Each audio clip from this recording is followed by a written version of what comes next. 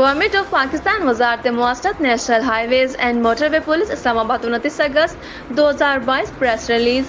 وفاقی وزیر مواصلات اسد محمود کی ہدایت پر آئی جی موٹر وے پولیس خالد محمود کا متاثرین سیلاب کے لیے M14 صدہ میں قائم میڈیکل کیمپ کا دورہ۔ آئی جی خالد محمود نے جی ٹی روڈ پر پبی کے مقام پر متاثرین سیلاب کے لیے قائم میڈیکل کیمپ کا بھی دورہ کیا۔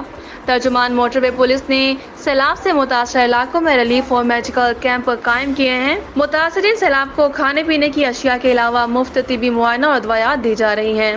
موٹر وے پولیس سیلاب سے متاثرہ قومی شاہراہات پر ٹریفک کے بہاؤ کو یقینی بنا رہی ہے۔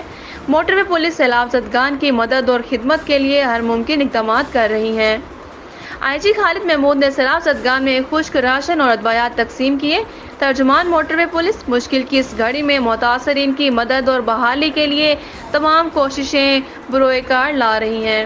مشکل کی اس گھڑی میں سیلاب متاثرین کی مدد کرنا ہمارا فرض ہے۔ آئی جی خالد محمود افسران و جوان سیلاب زدگان کو خشک راشن اور خوراک پہنچا رہے ہیں۔ آئی جی موٹر وے پولیس خالد محمود۔